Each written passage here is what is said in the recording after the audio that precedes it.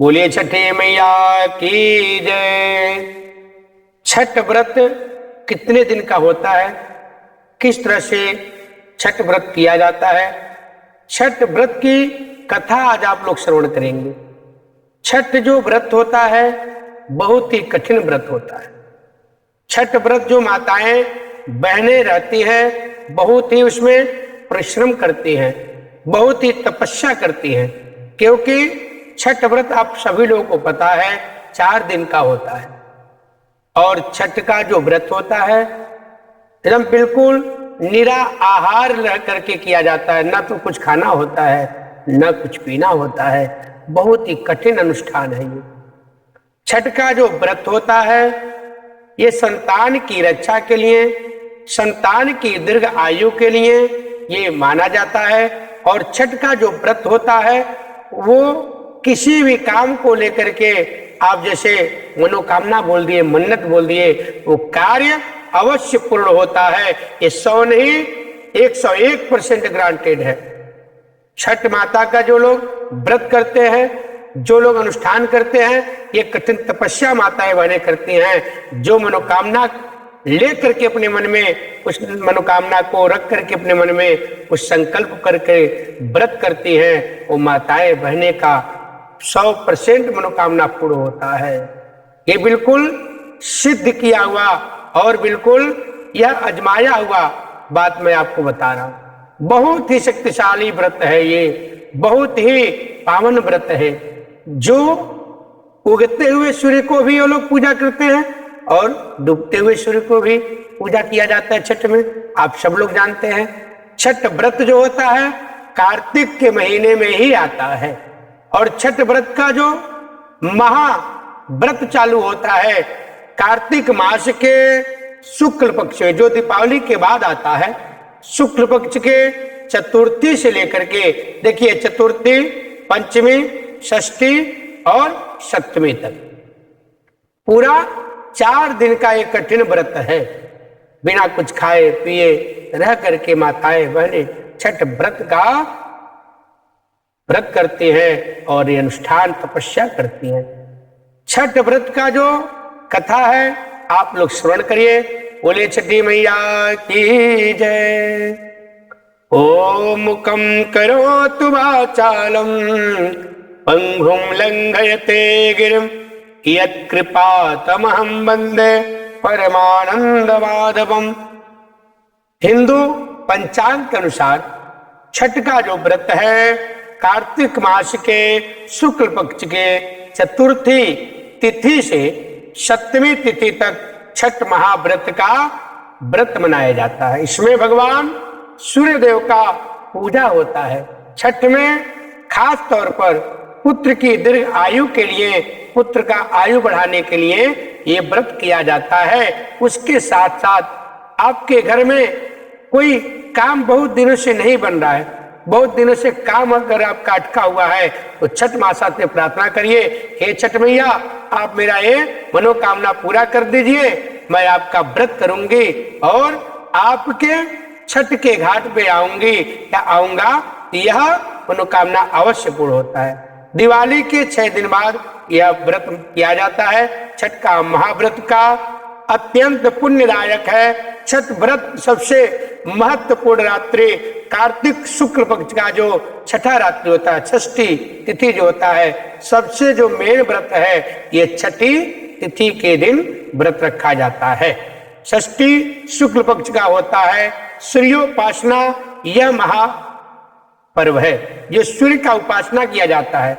सूर्य भगवान जब उगते हैं तब उनका उपासना आराधना किया जाता है, उनको अर्घ्य दिया जाता है। फल, पुष्प, धूप, दीप, नैवेद्य और उसमें अनेक प्रकार के फल, पुष्प, उसमें संतरा रखा जाता है, उसमें नींबू रखा जाता है, उसमें सिंघाड़ा रखा जाता है, कंदमूल फल, हर प्रकार का फल फूल रहता है, उसमें रख करके सूर्य भगवान को अर्घ्य ऐसे दिखा करके फिर जल का और दूध का अर्घ्य देते हैं। दूध और उसका जल का अर्घ्य दे करके उस व्रत को मनाया जाता है। यह 4 दिनों तक व्रत मनाया जाता है। छठ पर्व का कई कथाएं प्रचलित है, किंतु पौराणिक शास्त्र में इसे देवी द्रौपदी से जोड़ा गया है। द्रौपदी देवी भी इस व्रत को की थी। तो आप लोग समझ सकते हैं कितनी वर्षों से यह कथा चलती आ रही है, व्रत चलता जा रहा है। बहुत ही शक्तिशाली छठ व्रत है। मान्यता है जब पांडवों ने जुए में अपना सारा राज पाट सब कुछ हार गए थे, अपना पत्नी भी सब हार गए थे पांडव, तब द्रौपदी ने छठ का व्रत रखा था, उसका सारा साम्राज्य फिर उसको वापस मिल गया था। देखिए कितना बड़ा शक्ति है छठ व्रत में। द्रौपदी के व्रत के फल से पांडव का सारा राजपाट साम्राज्य तो मिला ही, उनका शरीर भी बंधक हो गया था। उनके घर के जो स्त्रियां हुई थी वो भी सब बंधक हो गई थी, केवल जुए में हारने से। उनको सारा छठ व्रत करने से वापस मिल गया। इस तरह छठ का व्रत का करने से घरों में सुख समृद्धि ऐश्वर्य की प्राप्ति होती है। छठ मुख्य रूप से बिहार और झारखंड, उत्तर प्रदेश, पूर्वांचल, जितना पूर्वांचल है वो सारे जगह छठ व्रत बहुत धूमधाम से मनाया जाता है। छठ का पूजा या सूर्य षष्ठी का छठ व्रत से सूर्य भगवान का पूजा होता है और धरती पर लोगों के सुखी जीवन के लिए सूर्य देव के प्रति आभार किया जाता है। सूर्य देव को ऊर्जा और जीवन शक्ति देवता माना जाता है, इसलिए छठ व्रत पर समृद्धि के लिए पूजा किया जाता है। देखिए जब सूर्य भगवान का पूजा किया जाता है तो एनर्जी पावर आपका बढ़ जाता है, आपका आत्मशक्ति बढ़ जाता है। तो जब छठ में भी जब हम सूर्य भगवान को अर्घ्य देते हैं, सूर्य का उपासना करते हैं, सूर्य का तपस्या करते हैं, तो ऑटोमेटिक आपका शरीर का और अपने परिवार का सबका आत्मबल तो बढ़ता ही बढ़ता है, एनर्जी पावर भी बढ़ जाता है। सूर्य की पूजा विभिन्न बीमारियों का इलाज में भी किया जाता है। जैसे आप बहुत बड़े बीमारी से ग्रसित हैं, बीमारी आपको छोड़ नहीं रहा है, उसमें सूर्य का उपासना किया जाता है, सूर्य का आदित्य हृदय स्तोत्र का पाठ किया जाता है, सूर्य ग्रह का दान दिया जाता है, सूर्य ग्रह का जप तप पाठ करके उस बड़े से बड़े बीमारी से निजात पा सकते हैं। सूर्य के पूजा के साथ स्नान किया जाता है, इससे भी कुष्ठ रोग जैसी गंभीर रोग से छुटकारा प्राप्ति हो जाता है। छठ पर्व परिवार के सभी सदस्य, सभी मित्र और सभी आपके आसपास के जो भी आपके मिलने वाले हैं उनकी लंबी उम्र और समृद्धि के लिए भी मनाया जाता है। देखिए ये त्योहार अपने लिए तो ही है, लेकिन आपके जो इष्ट मिष्ट हैं और भी आपके जो जानने वाले हैं उनको भी इससे लाभ प्राप्त होता है। आप सोच सकते हैं छठ व्रत का कितना बड़ा महात्मा है, कितनी शक्तिशाली छठ व्रत है। यह एक पौराणिक कथा के अनुसार लंका विजय के बाद जब श्री राम जी राज्य की स्थापना के दिन कार्तिक शुक्ल पक्ष के षष्ठी को भगवान श्री राम और माता श्री सीता जी ने उपासना किया, व्रत किया और सूर्य देव की आराधना। भगवान श्री राम और माता सीता भी सूर्य भगवान का उपासना और आराधना की। सप्तमी को सूर्योदय के समय पुनः अनुष्ठान कर सूर्य देव से आशीर्वाद प्राप्त किए थे। भगवान श्री राम पावन श्री राम और माता जानकी माता सीता आशीर्वाद सूर्य देव का लिए थे। अब एक मान्यता के अनुसार छठ व्रत की शुरुआत महाभारत काल से हुई और चलती आ रही है। सबसे पहले सूर्य पुत्र कर्ण ने सूर्य देव की पूजा की। भगवान कर्ण जो था भगवान सूर्य का परम भक्त था और प्रति घंटों कमर तक पानी में, मतलब पानी में खड़ा होकर के उसमें बिल्कुल वह तपस्या करता था। काफी देर तक कर्ण जो है पानी में खड़ा रह करके सूर्य को अर्घ्य देता था।